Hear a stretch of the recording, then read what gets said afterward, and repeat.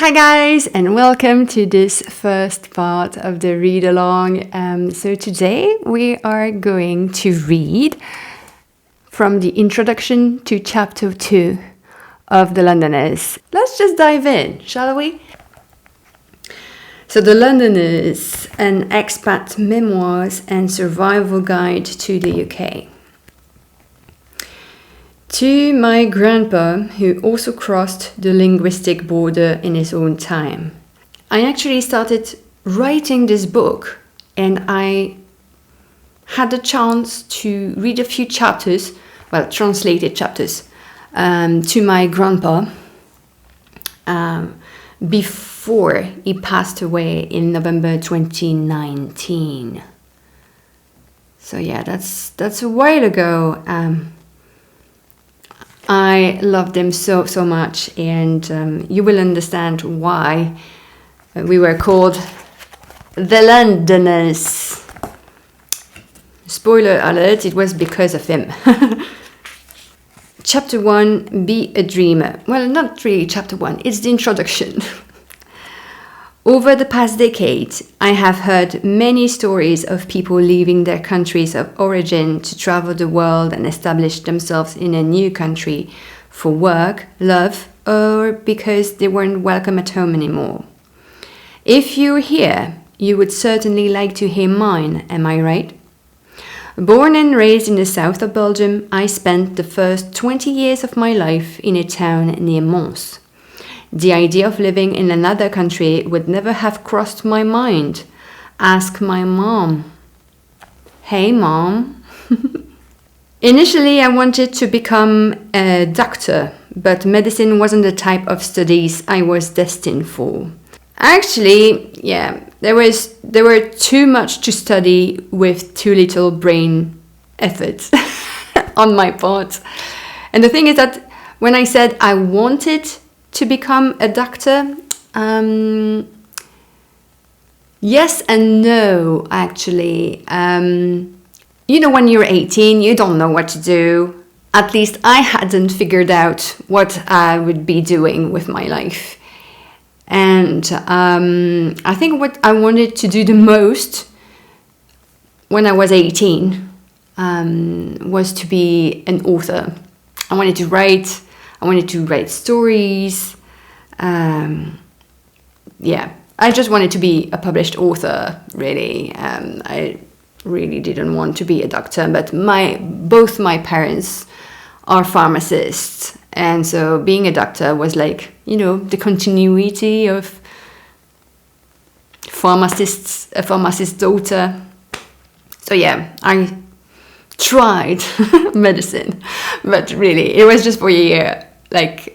I didn't go further. So instead I ended up getting a degree in communication and media from a university in Tournai. Yep, that's still in Belgium, where I met the most astonishing man, Quentin. Communication and media basically is to become, I wanted to become a journalist, but apparently you have to kill someone to become a journalist nowadays. Or actually to take their spot if you want to be a permanent somewhere. Quentin and I were studying for the same bachelor degree, but we weren't in the same class. We were in the same year, same degree, but they had to split us into 2 classes because we were too many. So how did we meet? You have to know that my dad used to be a punctuality freak. We would be the first to arrive at birthday parties, weddings, or even on the road to holidays, so we could get away before everyone else got into a traffic jam. If you were unfortunate enough to arrive 1 minute late, you would be greeted by a lovely comment about how you could have been there sooner. So how does this connect to Quentin and I meeting? Just a little bit of patience, my friend. With such that, you can understand that I knew I couldn't be late for the first course of each day at university, for the first lesson. And actually, funny story. So on the first day, I thought I was going to be late, and there were like road work on my, my path, my journey to the university, and I got a fine. I got a fine on the first day at school because I drove too fast in those road work thing. Yeah, not my best. But yeah, I can drive pretty fast. In fact, I was generally the first one to arrive. Yeah, that first day was an exception. I jumped in the car at 6:30 a.m. and I was there way before 8 because I wanted to avoid being stuck in the morning traffic and to find a good parking spot. It was really hard to find a good parking spot after 8. That's where Quentin comes into it. This tall, blonde-haired guy, well, you actually saw him on my previous videos, so you know how he looks, was the only one who beat me to the door each day because he was taking the train, cheater. We gradually got to know each other a little bit more every morning. And for a while, it didn't occur to me to ask him where he was traveling from because I assumed he was from Mons. But then I discovered he lived in the same town as me. I actually was driving literally in front of his house every day without knowing. I offered him a lift, and by the end of the school year, we started dating. It's because, when you are a manga geek, I was really into manga at that time, and he was the only one, like literally the only one, who knew my favorite manga title. Like, he was the only one that I knew who had read it. And it's Element Line by Mamiya Takisaki. I can put a link down below so you can have a look, but I think they are discontinued. After graduating in 2011, I applied for a full-time job as a PR officer at a company just 15 minutes from my parents' home. And actually, that wasn't the best experience ever. I was surrounded by friends and family I had known forever, going out with Quentin, and I was clearly inside my comfort zone.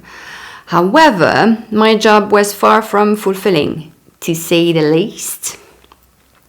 For more than 2 years, most of my time was spent alone in a cold, tedious, white-walled office, and I wanted a change. While I dipped into the freelancing world as a copywriter on the side, I kept looking for another main job. So basically, I was a PR officer, but I was also a copywriter on the side. I was a freelancer. So I did a lot of copywriting job, like for a year, and then I stopped because the thing is that I was kind of burning out with my main job. So I was restless, but I soon realized I didn't have enough experience. Those 3 annoying years of experience every company always expects for an entry-level position. And actually, many years later, we are in 2026 now. So back in 2011, it hasn't changed. It's still the same. Companies are asking newcomers to have 3 years of experience and other types of experience while they were at school. And it's like, yeah, like you want a beginner, but not really a beginner. It's a bit dodgy. And of course, internships or student jobs didn't count. Yeah, that's the most annoying part, to be fair. It felt as if the world wanted me to have had a pre-career before the real one. Yeah, that's what I was saying. At that point in my life, I couldn't see myself progressing. I was stuck and unhappy in the job I had, not only in the type of role, but also in the environment in which I was doing it. I applied to as many openings as I could, and still nothing. My confidence was declining. It seemed like there was just no job for me in my area. And actually, with all the layoff happening, It's not a good time for the job searching thingy. You had to travel to Brussels if you wanted any good opportunities, and actually that's still the case in 2026. But I wasn't ready to commute that far, especially when I knew my family needed me after my dad had passed away in early 2012, in January 2012. But the feeling of having too much to do and not being supported by my colleagues kept growing. I felt completely burnt out, and by 2014, I quit my job. Quentin had his own issues to deal with, and we weren't yet living together, although we were able to see each other whenever we wanted. We were living in the same city, remember? One evening, we were in his childhood bedroom watching a movie which we had seen on our very first date, Prince of Persia, The Sands of Time. Yeah, we're kind of fantasy lovers. Well, I am, more than him, but I was falling asleep when I felt his gaze upon me. "Will you come to London with me?" he whispered. "Sure," I said. "We could spend a weekend shopping." "Not a weekend, I mean living there. We could get better work experience, better lives, better everything." My brain started to wrestle with what Quentin was trying to tell me. I had my heart in my mouth as I murmured, "But I don't speak English." And I kind of panicked at that time, really. I knew my English wasn't good enough to land a job. From a young age, I had always been told that I wasn't good at languages. So why would that be any different now that I was in my 20s? At the time, I just didn't know what to think. But he asked me again a couple of days later, "Will you come to London with me?" Well, you already know the answer since I'm reading this book, right? We became the Londoners, and that's the title of the book. That nickname came from my grandfather, with whom I started corresponding because I love writing to paper. I still do. When we moved to the UK, he would address each of his letters to the Londoners or to the exile. It made me laugh so hard. My granddad was always a bit dramatic. He had never lived outside of our country, even though we had crossed the linguistic border from the Flemish side to the French side of Belgium to find a job when he was younger. He was a school teacher and then became a school director. The nickname stuck with us. Everyone in our family greeted us with it when we would visit. We had become the ones who had dared to move to London.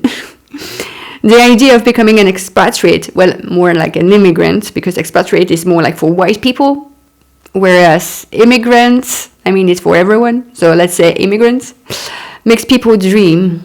Well, kind of. Depends. It has more like a positive connotation. Expatriates, I mean. They dream of the life they could have if they were elsewhere.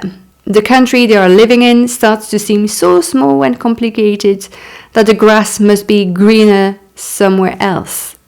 I am no different. Are you?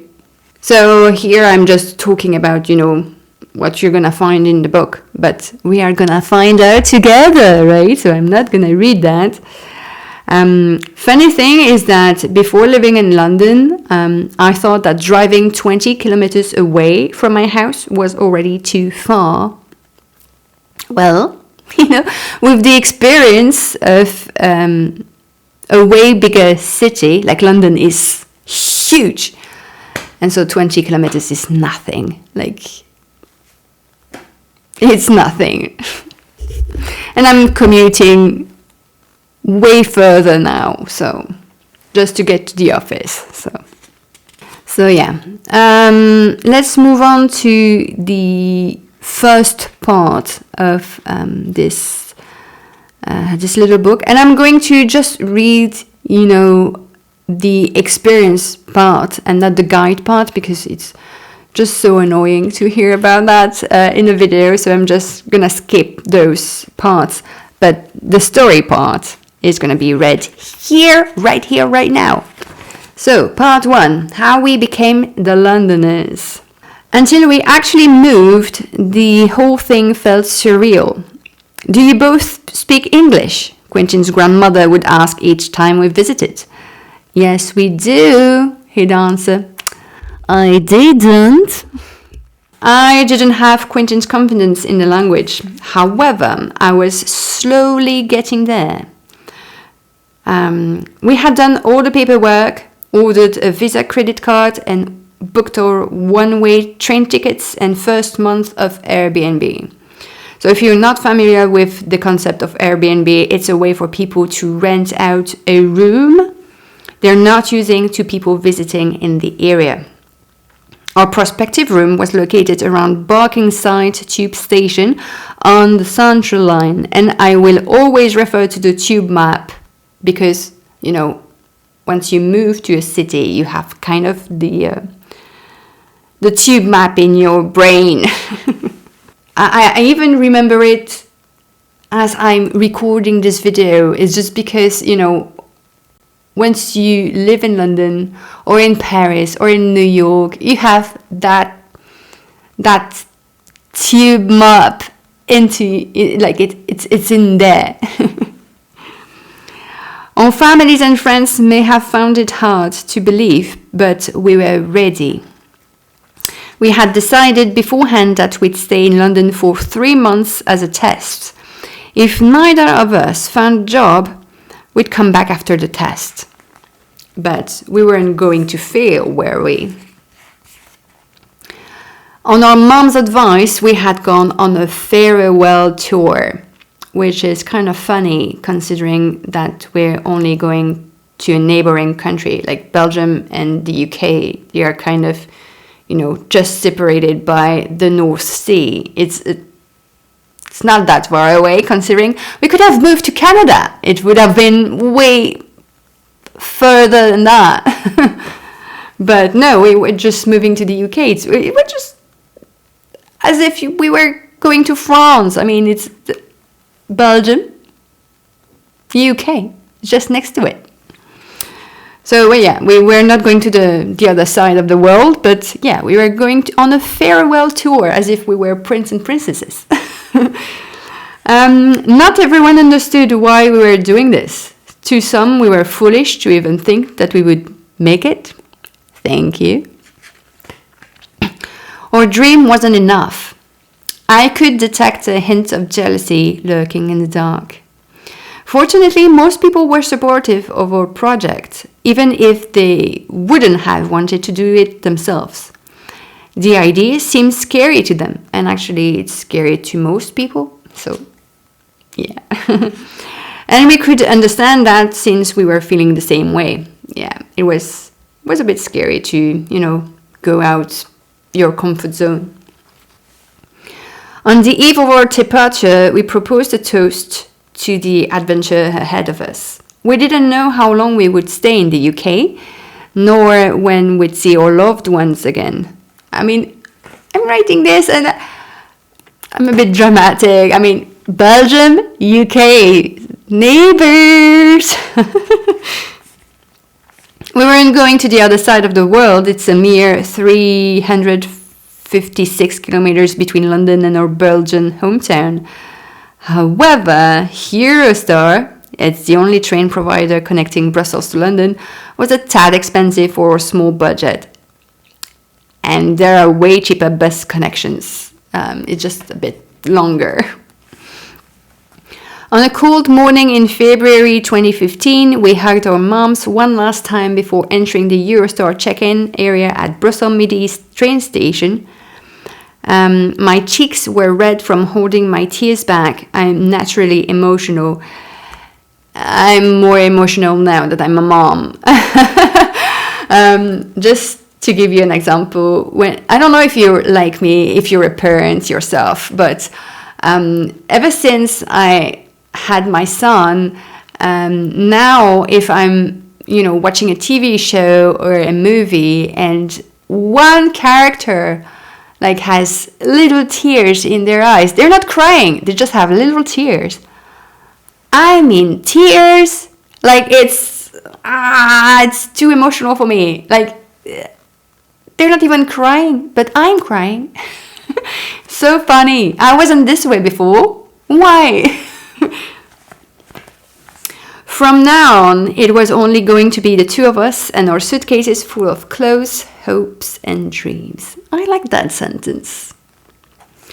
Brussels to London takes only 2 hours by train, so we arrived at St Pancras International far too fast for my taste. But I was still excited at embarking on our project. We had talked about what we would do once in London, visiting all the parks and tourist attractions and discovering all the different cuisines, other than French and Italian, I mean, because we have a lot of that in the area. However, as I set foot on the platform at St Pancras, I felt overwhelmed by our main task, becoming Londoners.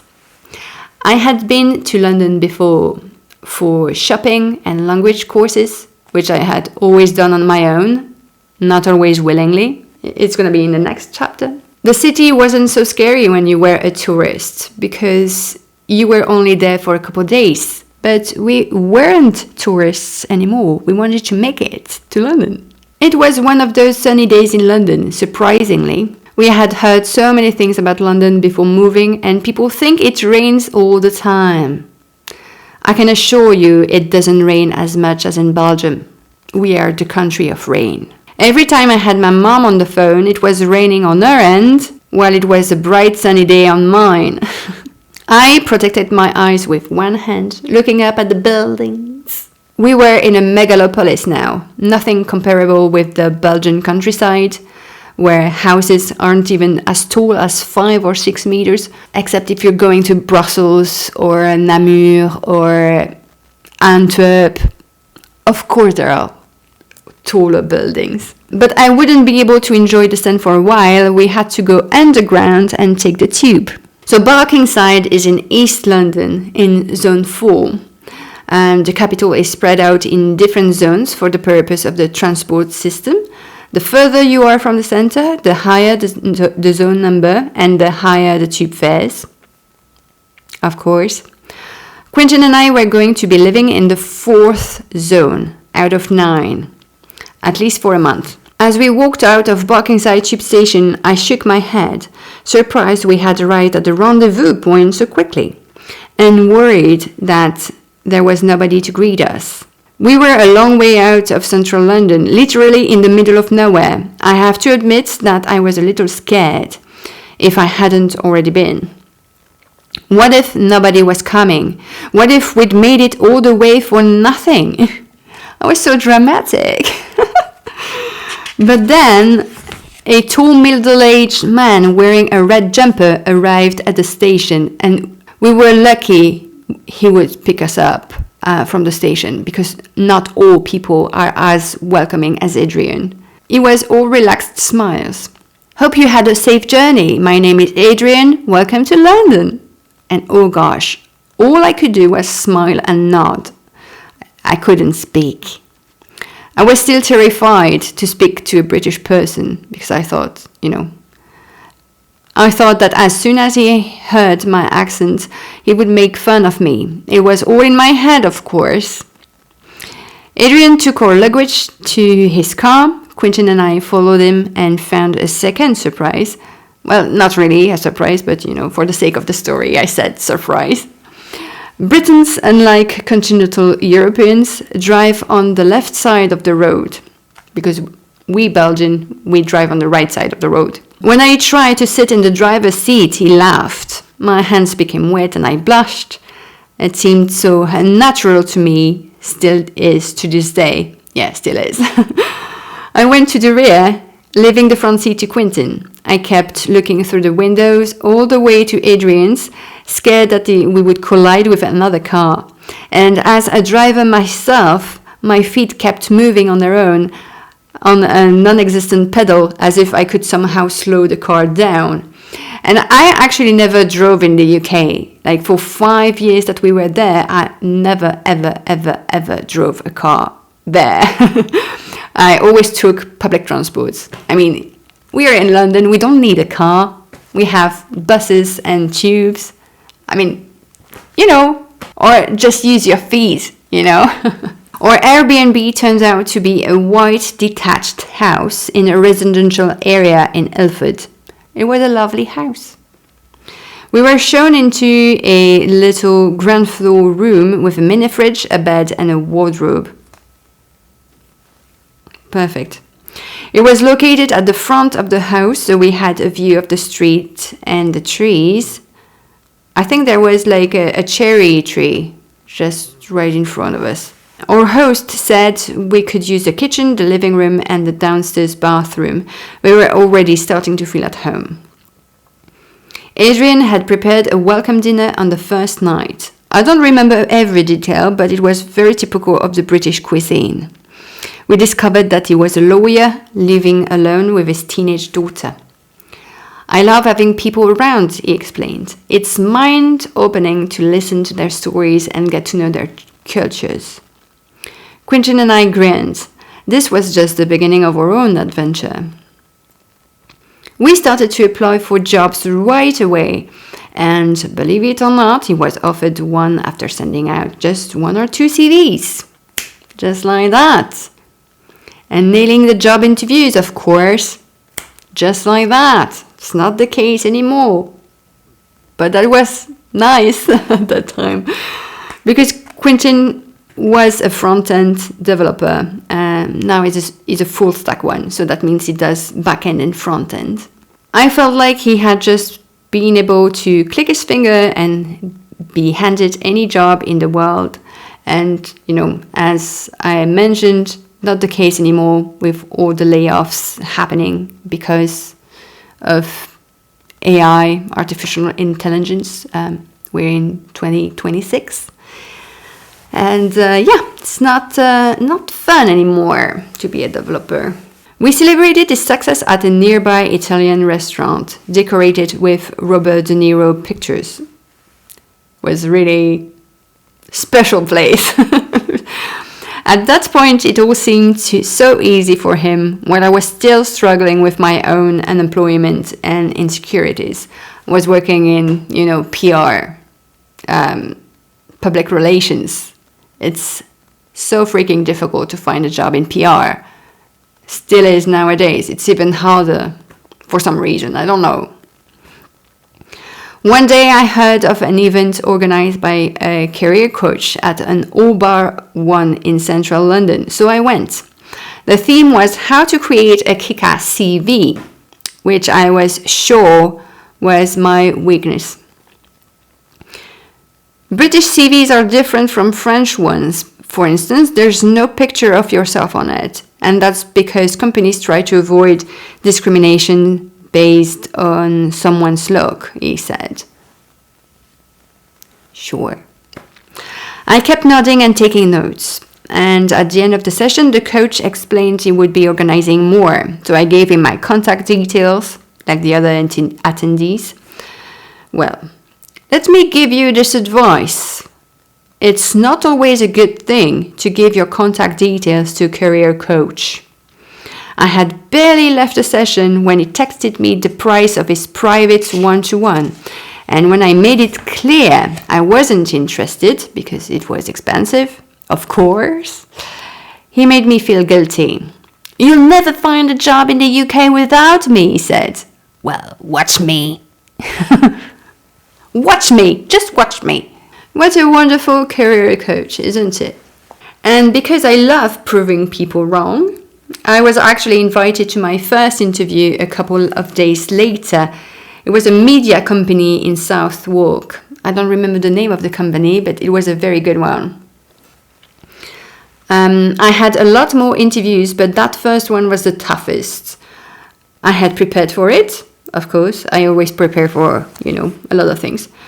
So I was able to recite some answers I had learned by heart.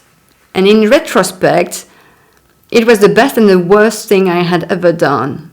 The worst because I couldn't understand the interviewers very well, so I asked to repeat things a lot. And the best because I was coming from a job in which I wasn't valued. And here I was, being considered for a proper role within a prestigious company. I got a rejection, of course. Why did I put of course? I mean, I got a rejection. But just getting the interview meant a lot. Yeah, for my, self-confidence and all. As Quentin prepared himself for his new job, I wanted to do something useful with my time, like volunteering. I didn't want to stay home doing nothing but blaming myself for not landing a job. But to volunteer and to work at all in the UK, I needed a national insurance number.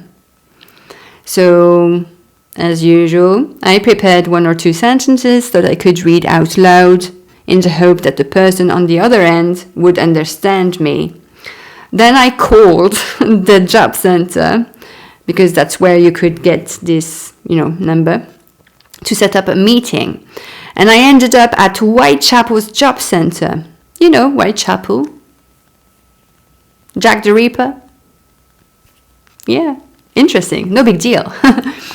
Usually you go to the nearest job center, but as I had called to get a meeting, they signed me to Whitechapel, even though it wasn't in the same area as Ilford at all.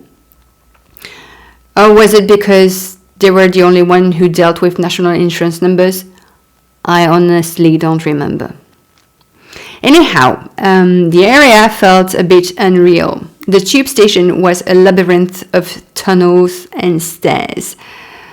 And actually, when we had to find a flat, let me tell you that Whitechapel is nothing compared to Elephant and Castle tube station, especially at night.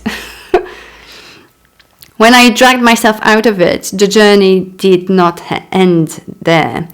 The route to the job center was tedious, but fortunately I had a brilliant phone app called Citymapper. That one, guys, if you are going to a very big city, download that app, Citymapper. It saved my life. I never got lost in London after I had downloaded it, and works for Brussels or Paris too, by the way. Barcelona, New York. Yeah, it works for those cities as well.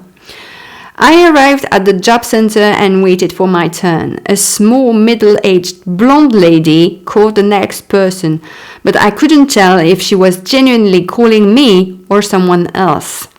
The pronunciation was so wrong. Van de Wilde? She asked. Yeah, but my name is Van de Velde, not Van de Wilde. It sounded so weird. It doesn't matter, she barked. Needless to say that the meeting started pretty badly. She kept asking me why I wanted a national insurance number, and I kept answering that it was for volunteering in a continuous loop. I thought she was never going to accept my application, but in the end I did receive my number by post after a couple of days. After a month in London, we asked Adrian if we could extend our stay. We had gotten along very well, and it would have been easier for us to stay there instead of moving house. I'm truly sorry, guys, but I can't let you stay, Adrian replied. He was planning on redoing the downstairs bathroom, the one we were using, and the heavy work was planned for right after our departure dates. So we were disappointed, of course, but we understood. We quickly found another Airbnb in Leytonstone, still on the Central Line in Zone 3. And, after packing our things and saying goodbye to Adrian, we knocked on the door of what we thought would be another family. But it wasn't another family. An estate agent greeted us. Apparently, she was Russian. Our room was located on the first floor of a dirty house. Guys, you would have seen that house. It was so dirty. I mean, it's not as worse as, when on YouTube you watch some cleaning videos, like very heavy cleaning videos. Not as dirty as that. But yeah, compared to to Adrian's, or compared to our house in Belgium, I mean, it was so disgusting. And the room was not ready at all. There was a mattress on the floor and absolutely nothing else. It looked like a squat, really. So where had the feeling of being home gone? But you know, they weren't expecting us so soon, I think.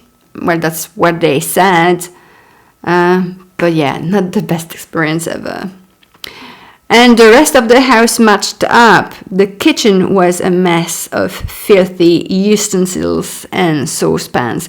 We wouldn't be able to cook anything unless we washed them twice beforehand, at the very least. We would be sharing the house with 2 or 3 other couples, and I couldn't help but cry in despair. The situation was catastrophic in my eyes. We had already paid for a month. I had no job, no friends, no family, and the feeling of being somewhere you just shouldn't was so overwhelming. And Quentin started his new job in a medical tech company, leaving me alone with my thoughts, my uncertainties and job applications, and the dirtiest house ever. His job was in central London, near Farringdon.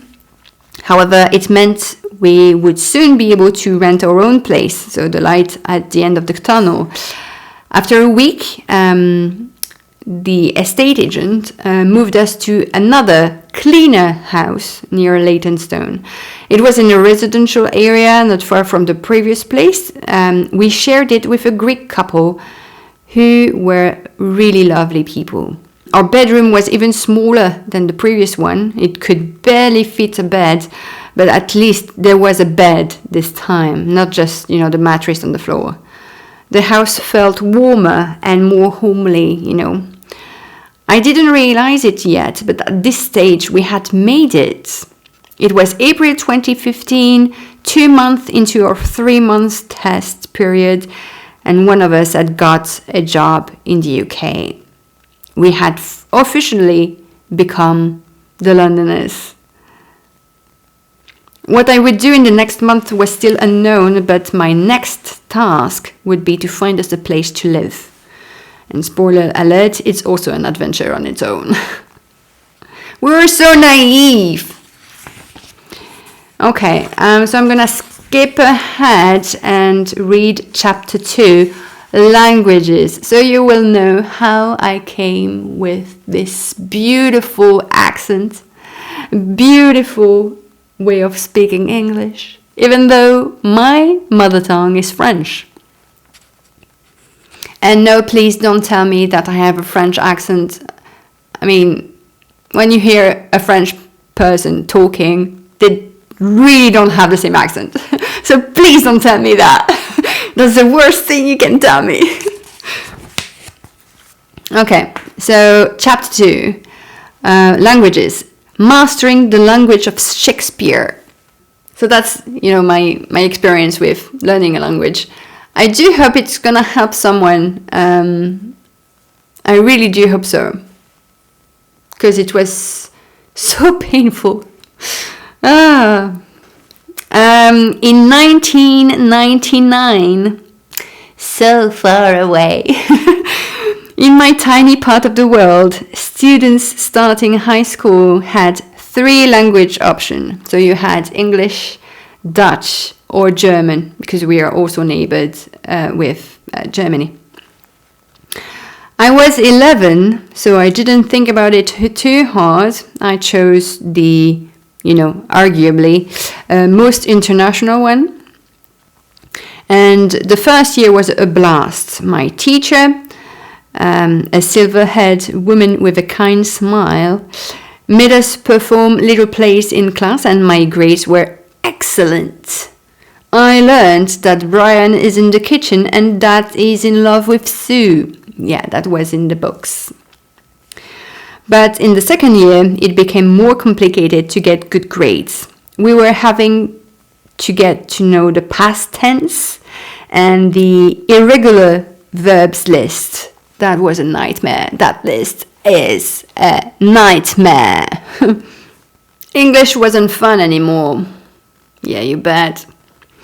The silver-haired teacher had been replaced by a younger, inflexible, short-haired woman. I didn't like that person at all. You will see why. Unfortunately for me, the new vocabulary and irregular verbs list just wouldn't stick in my head. They went in one ear and out the other. My mom tried to help me every night for half an hour with, a French English book for students called What You Must Know, which meant even more lists of words to master and to remember. And the teacher tested us almost every day on the verbs we were supposed to have learned the day before. I always started the lesson with a stone in my chest because I knew deep down that I wasn't going to make it. It was very stressful. And my grades were average, just enough so I would pass. But what a change compared to the first year where I had really excellent grades. And that, second year, oh my God, it took a dip. One day in class, things took a more dramatic turn. My parents were on holiday in Mexico for 2 weeks. So my sisters and I were being looked after by my grandparents. I had received a couple of English tests that I needed my mom to sign, and the grades weren't pretty. And I asked my granddad to sign them for her. They had the same name, and I thought that the teacher wouldn't see the difference. She did. She called me out after class, brandishing the tests. "Did you sign them?" she said. "No, I didn't. My grandpa did. My mom's in Mexico." "Liar! I'm calling your parents." The word was out. I was a liar. Who says that? Come on, seriously. I was 12 years old, and an authority figure had spat it right in my face. And I'm 37 right now. I'm 37-year-old, and I still remember it. It's in there. It was so hateful. Who says that? Really? Who says that to a 12-year-old? When I released that book, I truly hoped to find that teacher, to give her a copy and say, "It wasn't because of you. This is all me. It's not you. It's all me." But yeah, I couldn't find her. Anywho, back to the book. "Your daughter is hopeless and arrogant," the teacher told my mom at the next parents' meeting. I wasn't there, which I would always be grateful for, but my mom repeated those words to me. Not very smart, Mom. Still have them there. She couldn't believe what she had just heard. Yeah, because the thing is that she had backed out the word arrogant and didn't listen to the hopeless part. But it still hurt. As I mentioned, I'm older now, and I still can't believe how heartless that particular teacher was. I don't know if teachers and professors always realize how heavy and important their words are. They can push a child up to the top or down to hell in just a matter of seconds. So, yeah. What was the point in making an effort to learn English if I was hopeless, right? So, yeah, I lost all interest. I had that English teacher for only a year, but I spent the rest of high school seeing languages as a way to torture me. I didn't take Dutch or German either. I was 13 or 14 when my parents forced me to go to an English summer camp in the UK with Education First, EF. I don't know if you know that one. If you're European or from Belgium, maybe you know that one. It was somewhere near Warwick or Luton. I only had 3 friends at school.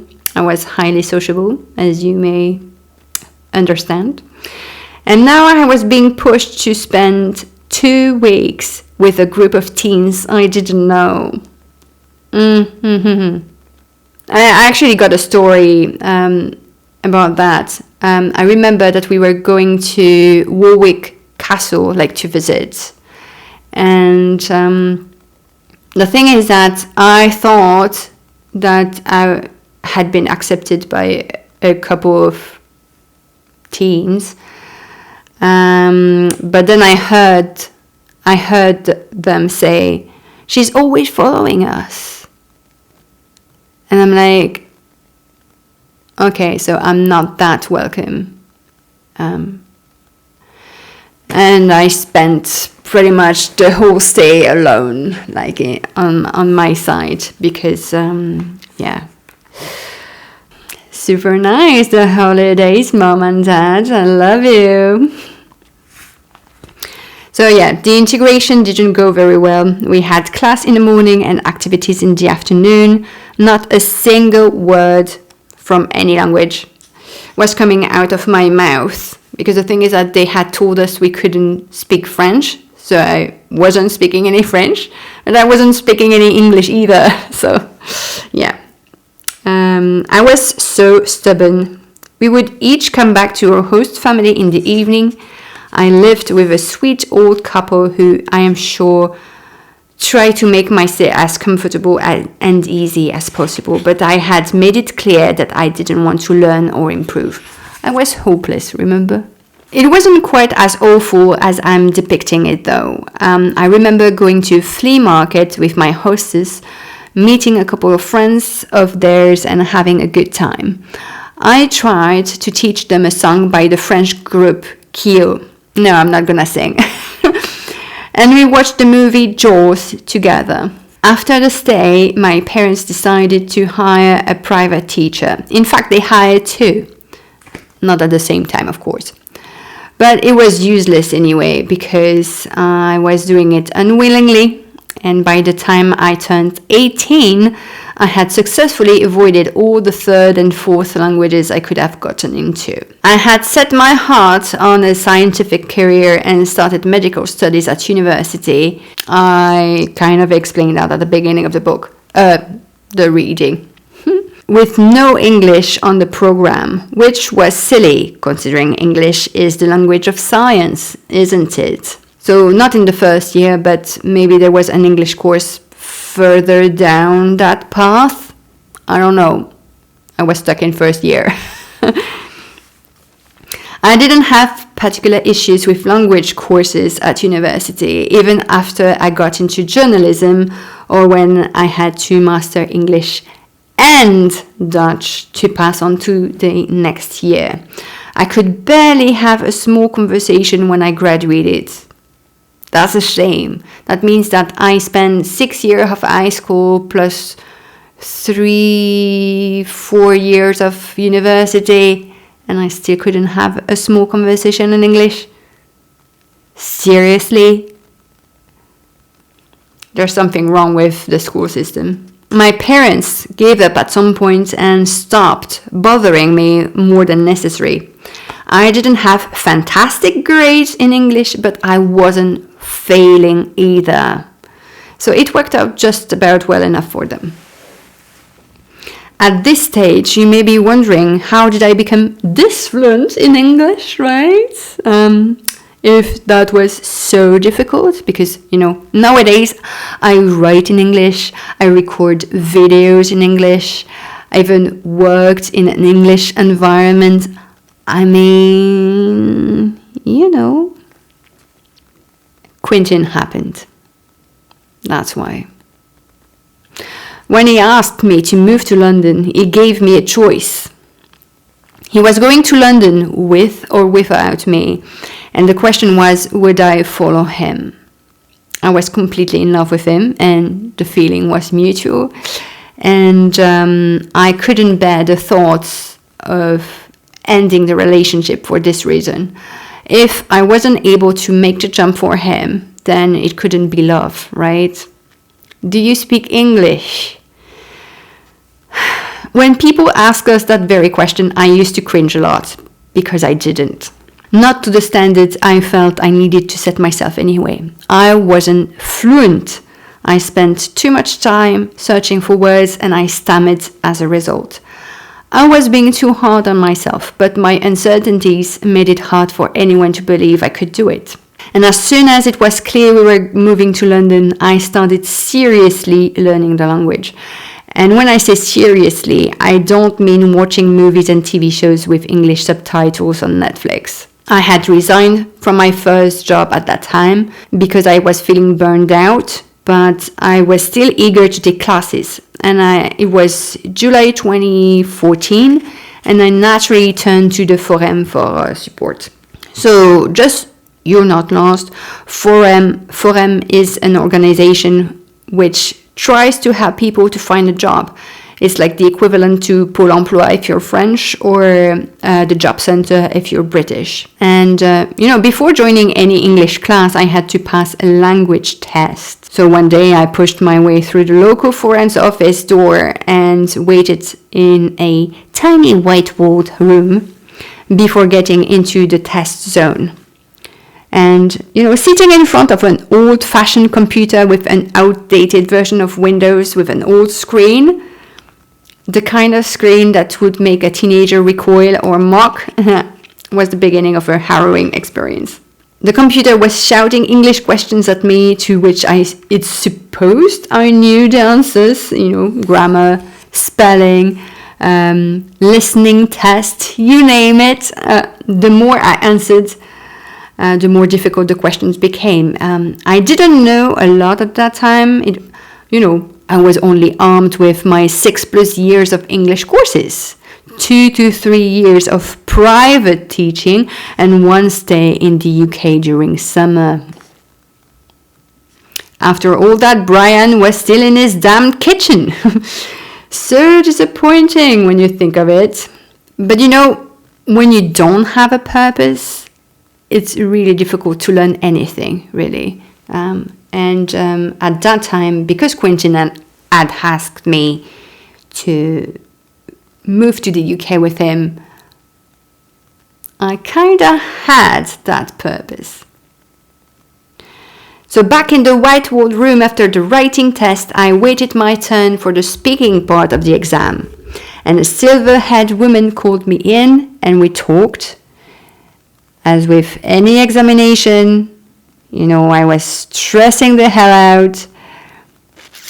I was sure I had failed the writing part, so why bother? A1, force beginner. There's like a scale. A0, you just started. C2, you're fluent. It's one of your main languages.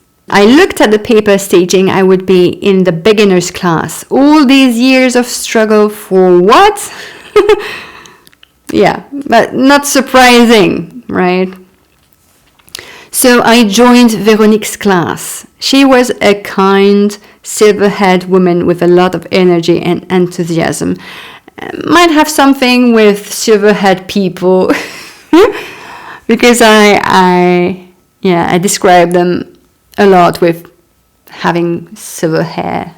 When you entered the room, you could feel that she had a deep love for the language of Shakespeare, and she was passing that on to her students. The class was made up of about 10 people, all of us wanting more than our lives are as usual.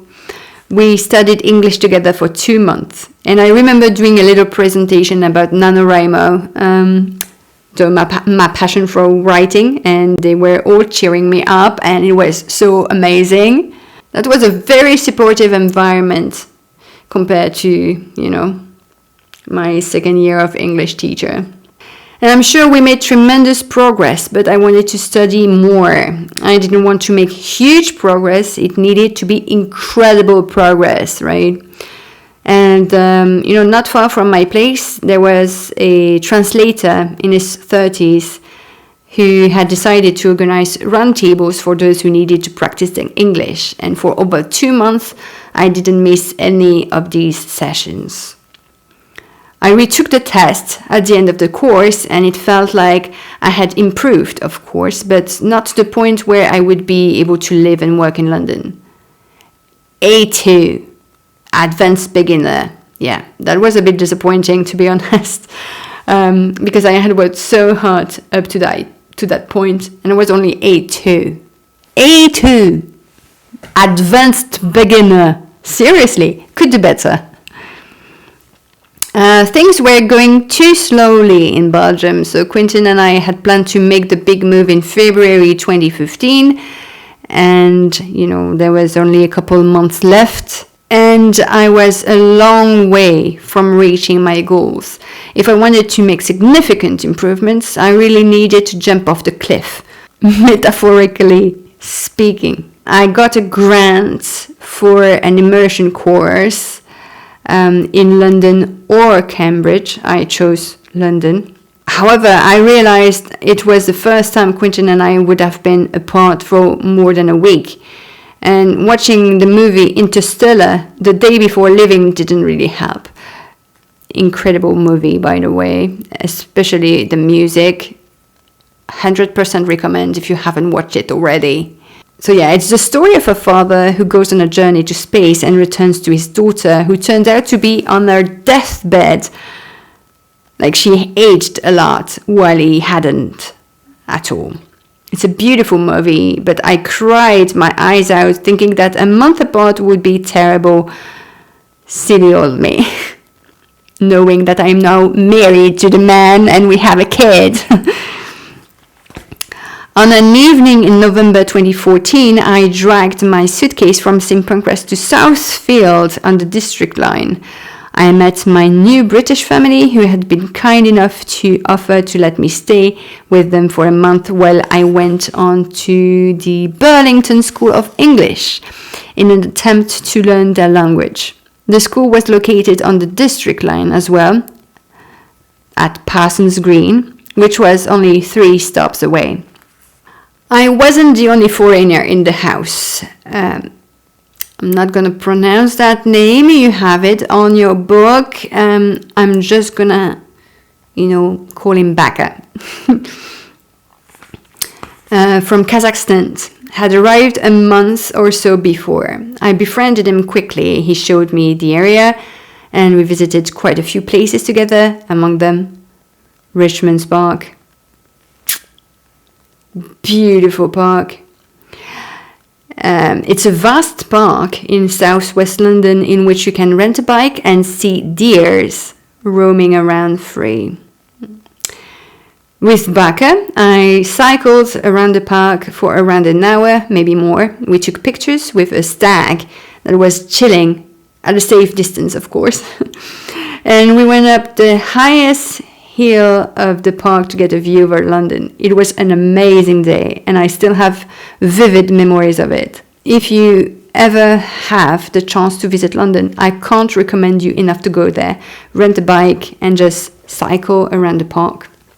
At school, I also met Heesun from South Korea and Tomomi from Japan, who ended up visiting me in Belgium in January 2015, so right before we moved. All 4 of us got along very well and discovered the city together. The Burlington School of English had a good program, and I felt I was improving a lot. This was partly because I was always talking with my new friends and the family who I was staying with. The mom was a librarian, so obviously we talked about books a lot. This immersion course felt so different from the one I had done when I was 14. I could finally see the good in experiencing such a program. Well, this time I was more willing to do this, right? Was it worth it? When I came back to Belgium, I took the infamous English test yet again.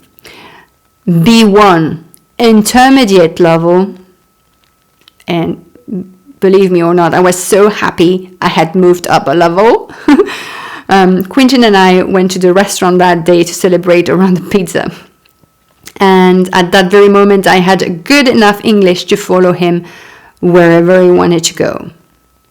But did you think I'd stop my progress there?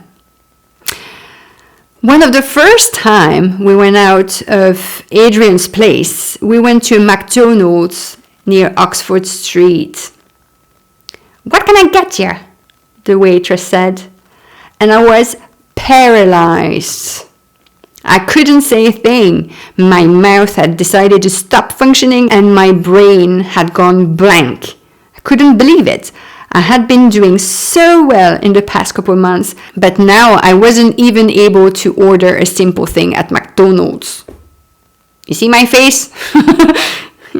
So I decided to go back to university because why not?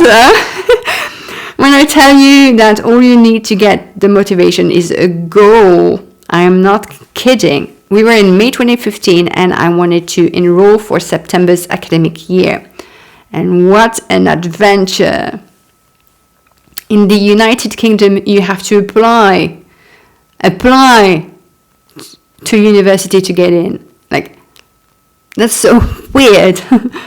One of the conditions for foreigners is to pass the IELTS test with a minimum level of a band 7. And at that time, I was a 5. Am I stupid or what? If you don't know, IELTS stands for International English Language Testing System. It's an English test for someone whose English isn't their first language. Someone like me. Maybe like you too. I had 4 months to pass it with flying colors. So, following my usual habits, I bought a book that was supposed to help me pass the test. But I soon realized that it wouldn't be enough. I don't know about you, but I find it challenging for me to study alone. Being motivated on your own all day, that's really hard. So in June 2015, I enrolled for a 5-week intensive English course at the Westminster Adult Education Service. And with the help of the talented Jane, who wasn't silver-haired, but she was nice, I felt that I was tipping the odds in my favor. Now I wasn't studying alone. I was part of a group of 8 people. I had explanations of the different parts of IELTS. For more than that, you can read that into the book. I'm not gonna read that part because it's so boring. And how to approach each of them. And the exam had strict rules and timing, so it was important for me to get this information and understand how it worked. Yeah, it's like very military. We took fake tests each week for the reading, listening, and writing parts, but not the speaking part, which terrified me. I didn't have great confidence in my speaking skills, even in French. My mother tongue. Ma langue maternelle. Yes. At the Westminster Adult Education Service, I felt fully supported in every way. For instance, I was reading a book in English for one of my university applications. That's Jonathan Strange and Mr. Norrell by Susanna Clark. Why make it easy when we can make it complicated? I mean, it's one big book of 1,000 pages. Yes, the first book I read in English was 1,000 pages long. Yeah, Jane sure looked impressed when I showed her. And, just as I had combined the English course in Belgium with the English Roundtable, I decided that I would, go to an English meetup group where I had the opportunity to practice speaking with people who were also struggling. And I found one at the Kentish Town Library. And eventually the big day arrived. I took the test on the 25th of July 2015 at Regent's University at the heart of Regent's Park because we had started renting a flat nearby, so I went on foot. It was a peculiar experience, to say the least. I had to go through a lot of identity checks before even sitting the test. One person took a photo of me, another took my fingerprints. I'm filed, guys, for an English test. Yeah. I was then dispatched to an exam room where they rechecked my identity. It seemed a little overkill, as if someone could, switch places with me within the exam room. I would have loved to be able to, though. I was so scared. My hands and feet were damp with sweat. Well, it was summer, but still. There was no break between the listening, reading, and writing parts of the test. You needed to ask someone to come with you if you went to the bathroom. Yes, they were that strict. There was no opportunity to chat with your neighbor either. And if that wasn't enough, they continued to check identities during the exam. I didn't move from my seat for 2 hours straight, but they seemed to be assuming that I could have been replaced through some magic trick. Maybe I could have used teleportation powers. You never know. Harry Potter style. After the first 3 parts, the examiners gave us the timetable for the speaking part. And, as my last name starts with a V, I had assumed that, as per usual, as with my experience, I would end up in the last group. And it was just the opposite. I was among the first one called. And thank God for that, because I would have stressed out for the longest of times. When I entered the room, I was alone with the examiner. I was stressed as hell, as you might imagine. I don't like oral exams, and I always think that I'm doing very, very badly. I try to talk as calmly as possible without hesitation and with enthusiasm. However, I didn't think much of my performance. After the test, I was hugely relieved. I had done it all and I could finally rest a little. Fast forward 2 weeks, when my results were available to be picked up. It felt like there was a rock in my stomach and I could barely speak. And fortunately, Sophie, who is Quentin's sister, she was staying with us for a week visiting London, and she was kind enough to come with me to discover my fate. The moment I had dreaded for weeks had finally arrived. What if I had failed? I was already envisioning myself having to take the test a second time, just like I did with my driving test. I had to take it like a few times. Yeah, I was that confident in my language skills. But Sophie took my hand, seeing I was stressing out a bit too much. We arrived at the station and crossed the bridge. The building was coral-walled. That's all I remember. I gave my ID card to the person in charge of delivering the results, and I took the envelope containing the results. I smiled to Sophie to give me courage as I opened it, and my eyes went wide with happiness. C1, Advanced Speaker. I couldn't believe my eyes. In less than a year, I had gone from forced beginner to advanced speaker. That's almost native speaker level, It's just below it. The thought that this might be someone else's results immediately crossed my mind, but when I looked, it was definitely my picture on the paper. I had been judged fluent in English. In English! If only my high school teacher could see me now, with a result of a band 7.5. Remember, I needed a 7. I did 7.5. It was more than enough for me to attend university, and all my efforts had finally paid off. I was so relieved, so happy, I couldn't help but smile for real this time. I called Quentin and my mom right away to tell them the good news, and their joy matched mine. I would love to go back in time and tell my younger self that she has no reason not to believe in herself. I would love to tell her that languages are an important part of her future, that other people's opinions don't matter, like, at all. As long as you have a goal to achieve, you'll be able to reach it no matter what, not only in languages, but, you know, in anything else.